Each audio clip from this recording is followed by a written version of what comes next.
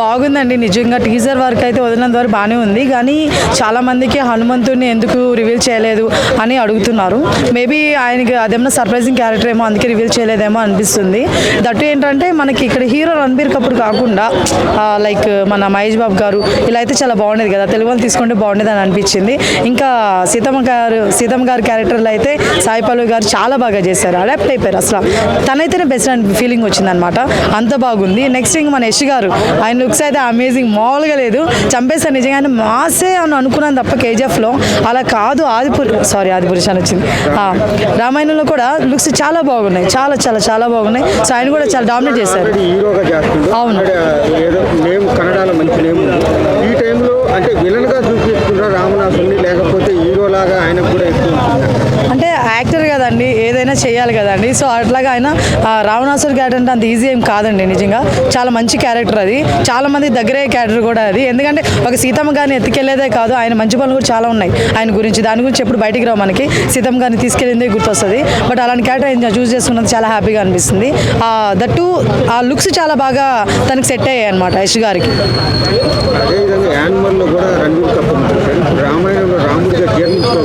లేదండి, నేను అదే చెప్తున్నాను, రణబీర్ కపూర్ కాకుండా మహేష్ బాబు గారు ఇలా అయితే చాలా బాగుండేదని నా ఫీలింగ్.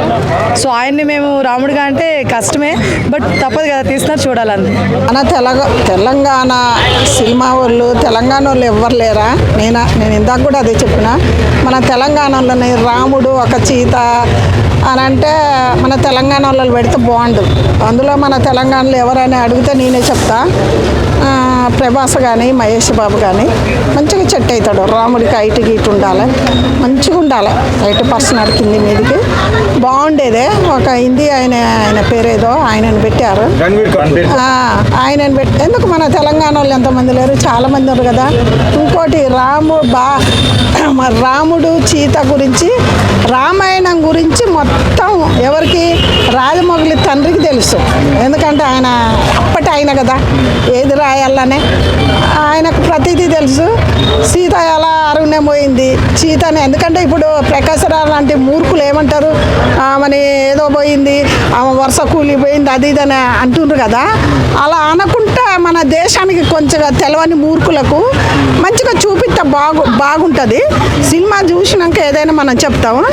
కొంతమందికి తెలియని వాళ్ళకు అసలు సీత ఏంది, రాముడేంది, ఆయనకి 2 కొడుకులు లవకుష్మాలు ఉన్నారు కదా, అసలు ఆయన ఏంది, రాముడు తల్లి ఎవరు, తండ్రి ఎవరు, వాళ్ళ తమ్ములు ఎవరు. ఇప్పుడు లక్షణస్వామి వేరేట అమ్మకు పుట్టిన ఆయన, ఇప్పుడు భర్త శత్రువులు వేరేటోళ్ళకు కైకకు, అట్లా వాళ్ళ తండ్రులు ఎవరు, మొత్తం దాని చరిత్ర తెలుసుకొని తీసి ఇంకా ఎవరినైనా పెడితే బాగుండని ప్రజలందరూ కూడా అదే మాట మాట్లాడతాను. మన తెలంగాణలో ఎవరిని పెట్టిన బాగుండదు. ఇప్పుడు ఏదైతే సాయి పల్లవి సీత క్యారెక్టర్ ఎలా బాగుంది అనుకో, మీడియం సైజ్ అనిపించింది. ఎందుకంటే సీత క్యారెక్టర్ అంటే చాలా మంచిగా ఉండాలి అసలు. అయితే ఇంకా కొద్దిగా హైట్ ఉండాలి. సీతాదేవి అంటే ఎట్లుండాలి, ఎందుకంటే మేము చిన్నప్పటి నుంచి సీతారాముల అవన్నీ మేము చేసుకుంటున్నాం కదా. ఇప్పటికైనా రాముడి గుడి కోసం నేను చాలా మన పవన్ కళ్యాణ్ కూడా వెళ్తున్నా, పెద్దల కాడికి. ఏంటంటే ఒక్క ఊర్లో గుడి అడిగారు, దానికోసం చాలామందికి అడిగిపోతున్నాం. ఎందుకంటే రాముడు సీత అంటే ఒక చరిత్ర తెలుసుకొని తీయాలి. మన తెలంగాణ వాళ్ళు పెడితే బాగు. మన సినిమా వాళ్ళు ఎంతమంది లేరు. ఇప్పుడు పాత సినిమా ఎన్టీఆర్ని పెట్టిండు, ఏదన్నా మంచిగా లేదా? ఎన్టీఆర్ అంటే ఏంది, ఎన్టీ రామారావుని పెట్టారు, ఎంత బాగుంది. అప్పుడు సీతా సినిమా తీశారు, ఆయన ఎట్లా పోయింది, ఆయన లవకుష్వాలు ఎట్లా పుట్టింది అన్నీ పెట్టారు. మనం సినిమా అంతా చూసినాక మాట్లాడుకోవాలి. ఎందుకంటే వీళ్ళు కాకుండా ఇంకా వేరే వాళ్ళని పెడితే బాగానే ప్రతి ఒక్కళ్ళు అంటారు. అదే మాట నేను కూడా అన్నా. ఇంకా సాయి పల్లవి ఉండబట్టి కొంచెం పర్వాలేదులే, సాయి పల్లవి కదా, అమ్మాయి కూడా మంచి పేరుంది కదా, బాగుండు. ఇంకా వేరే వాళ్ళని పెడితే చాలా బాగుండేదే అనుకుంటాను. ఎందుకంటే ప్రజలు చూసి ప్రజలన్నీ ఇంకా ఆదరణ వచ్చేది ఏదైనా కదా, అదే అనుకుంటాను. రావణాసుని ఎక్కువ చూపించడం జరిగింది. ఎస్గా ఆయన ఏదైతే ఉందో ఆయన ఎలా అనిపించింది రామనాసురుడు? రామనాసురుడిని ఎక్కువ చూపిస్తారు. అసలు రామనాసురుడు చేయబట్టే సీతమ్మ తల్లికి నిందలు వచ్చినాయి. అసలు రామనాసురుడిని చూపిస్తాడు. ఎక్కువ ఎవరిని చూపించాలంటే రాముడిని చూపించాలి, సీతమ్మ తల్లిని చూపించాలి, పబ్లిక్ చెయ్యాలి. రాముడిని చూపిస్తారా? చూపించడు. రాముడు అంతా చెడ్డోడేం కాదు, సీతమ్మ తల్లిని ఏం తాకలేదు, ముట్టుకోలేదు, ఏమి ఇచ్చేయలేదు. కానీ తెలవని ముండా కొడుకులు చాలామంది, ప్రకాశరాజు లాంటి వాళ్ళు, రామణ చాలామంది ఉన్నారు కదా, అలా అనుకుంటారు. కానీ ఆమె భూలోక మాత సీతమ్మ తల్లి అంటే మన దేశానికి భారతి మాత ఆమె గురించి చాలామంది తెలియక ఏదో మాట్లాడతారు. రామనాసురుని ఎక్కువ చూపించకుండా తక్కువ చూపిస్తే బాగుంది.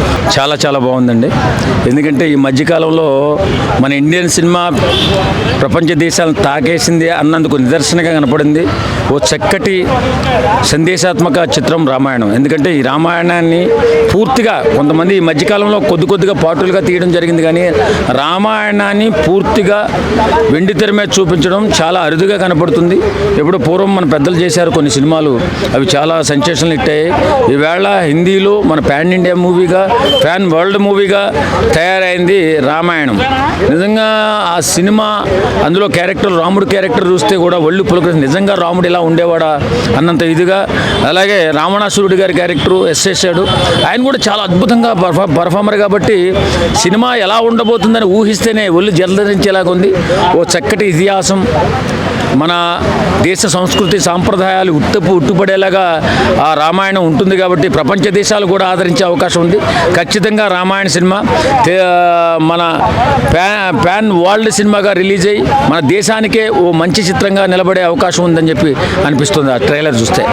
అంటే రణ్వీర్ కపూర్ మొన్న యానిమల్ సినిమా చూసినానికి రాముడిగా మేము జీర్ణించుకోలేమని కొంతమంది అంటారు. అది చాలామంది అంటుంటారు కానీ అది అవ్వదండి. వేషం, ఒక పాత్రధారుడు వేషం మార్చిన తర్వాత అదే పాత్రలో చూడాలని చెప్పి చాలామంది అనుకుంటారు, కానీ అది కాదు.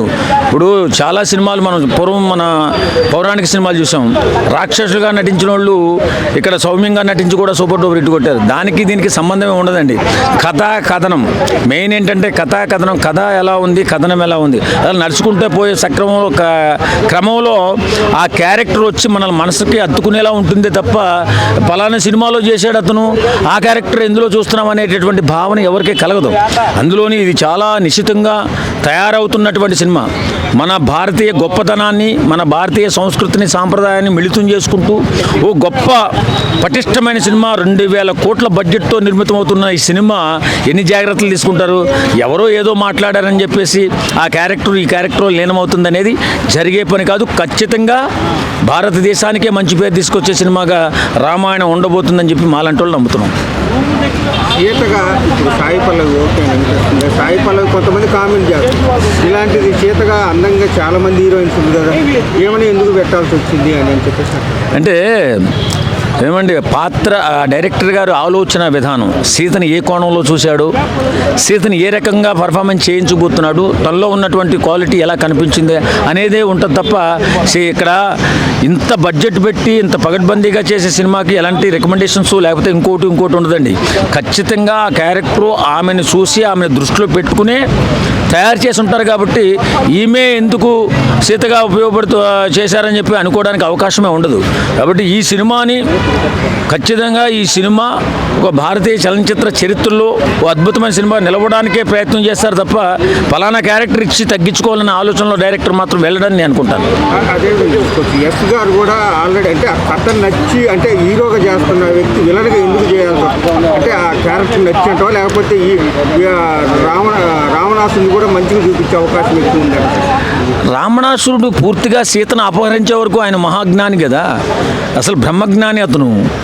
ఆయన ఒక ఆడదాని వల్ల నాశనం అయిపోయినటువంటి క్యారెక్టరు అది లాస్ట్లో చూపిస్తారు. ముందైతే మాత్రం ఆయన అద్భుతమైన ఒక బ్రహ్మాండమైన రాజే కదా, సకల శాస్త్రాలు తెలిసిన జ్ఞానే కదా. మరి అలాంటి వ్యక్తి ఆ ఒక్క కారణంతో అతని జీవితం పతనమైందని చెప్పేసి మన చరిత్ర చెబుతుంది. కాబట్టి అతను హీరో కాదని ఎవరన్నారు? అతని హీరోనే.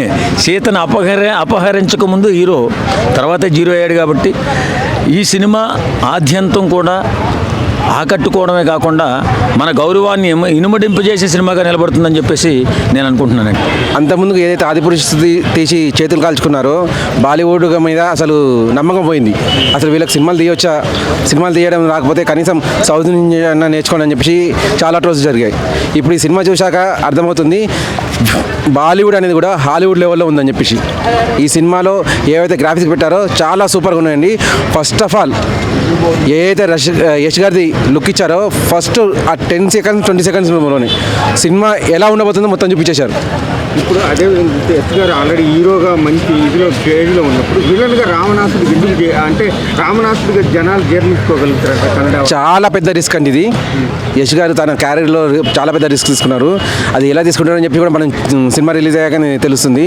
కాకపోతే ఒక హీరోగా చేస్తూ ఇంత పెద్ద స్టెప్ తీసుకున్నారంటే ఆయనకు రామాయణం మీద ఉన్న గౌరవం అంతే తప్ప మరొకటి కాదు. కాకపోతే విలన్గా అని చెప్పి రావడం అంటే కష్టమే. చూపించే అవకాశం ఉంది, హీరోకి కూడా చూపించే అవకాశం ఉంది. రామనాథుని ఎలా ఉండబోతుంది?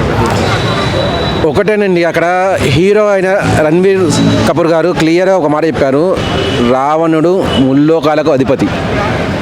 ఆ ముల్లోకాల అధిపతిని ఆ ముల్లోకాల ముందే చంపి చూపిస్తాను అని చెప్పేసి డైలాగ్ కొట్టారు. చాలా సూపర్గా ఉంది. అంటే ఎలాగో ఇక్కడ మనకు ఒకటి క్లియర్గా అర్థమైందండి. రాజమౌళి గారి పాయింట్ ఒకటి ఉంది, విలన్ ఎంత బలవంతుడైతే హీరో వాడిని చంపినప్పుడు అంత ఈజీ పుట్టుకొస్తుందని చెప్పేసి ఇక్కడ కూడా వాళ్ళు అదే పాయింట్ చూశారు. యష్ గారిని చాలా పెద్దగా చూపించిన ఫస్ట్ 20 సెకండ్స్లోని మొత్తం ఆ 20 సెకండ్స్ చూసినా కూడా మొత్తం రామాయణ ఆయనే కనిపించారు మాకు. మొత్తం ఆ లుక్లో వెళ్ళిపోయింది మాకు. ప్లస్ ఆ గ్రాఫిక్స్ అనేది కూడా సూపర్ వచ్చింది. ఆ ఈగల్ అనేది ఏదైతే ఎగురుకుంటూ వచ్చిందో ప్లస్ ఆ రథాన్ని మొత్తం చుట్టూరుగా తిరగడం అని చెప్పేసి చాలా సూపర్గా ఉంది గ్రాఫిక్స్ అనేది. కాకపోతే ఇక్కడ రణ్వీర్ కపూర్ గారు కాస్త మేము ఆల్రెడీ టీవీలలో రామాయణం చూసామండి, అరుణ్ గోవిల్ గారిని చూసినాము, ఆయన కాస్త సంవత్సరం ఉన్నవాళ్ళు అన్నట్టు. ఇక్కడ రణ్వీర్ కపూర్ గారు కూడా కాస్త బాడీని పెంచుతుంటే బాగుండేది. రాముడు అనేవాడు ఇంకా లుక్ బాగుండేది అని చెప్పేసి. అయితే రణ్వీర్ కపూర్ని ఆల్రెడీ యానిమల్ సినిమాలో ఒక రొమాంటిక్ హీరోగా చూశారు. ఇప్పుడు ఒక రాముడిగా జనాలు జీర్ణించుకోగలుగుతారట. అది చూసిన బాలీవుడ్ వాళ్ళు అయితే తీసుకుంటారండి. ఎందుకంటే వాళ్ళు ఆల్రెడీ వేరే పాత్రలలో కూడా అన్ని పాత్రలు చూసినారు. ఇంతకుముందు సంజయ్ దత్ గారి జీవిత చరిత్ర చేసినారు, దాంట్లో లుక్ చూసుకున్నారు కాబట్టి వాళ్ళందరికీ అలవాటైపోయింది. మనకంటే కాస్త కొత్త కాబట్టి మనకు ఆల్రెడీ టీవీలో రామాయణం చూసిన అలవాటు ఉంది. రామాయణంలో అరుణ్ గోవిల్ గారిని మనం క్లియర్ చూసినాం, ఆయన సంవత్సరం ఉంది కాబట్టి ఈయన కాస్త తేలిపోతాడు మన దగ్గర సౌత్లో అయితే. అది కాస్త సౌత్ ఇండస్ట్రీ బాలీవుడ్ వాళ్ళు అది కాస్త చూసుకోవాల్సింది. అదేవిధంగా చీతగా సాయి పల్లవి ఓకేనంటే మామూలుగా నటన పరంగా సాయి పల్లవి గారికి అయితే డోకా లేదండి. నటన తీస్తారు. నానిగారి మూవీతోటి ఆమె చేశారు కదా, అందులో ముసలి పాత్ర కూడా చేశారు, చాలా సూపర్ చేశారు. దీంట్లో జస్ట్ కొద్దినే ఉంది క్యామియో అని చెప్పేసి, కానీ బాగా వచ్చింది. సినిమా మాత్రం ఫస్ట్ పార్ట్ సెకండ్ పార్ట్ కలిపేసి 4,000 కోట్ల వరకు ఖర్చు వస్తుందని చెప్పేసి అంటారు.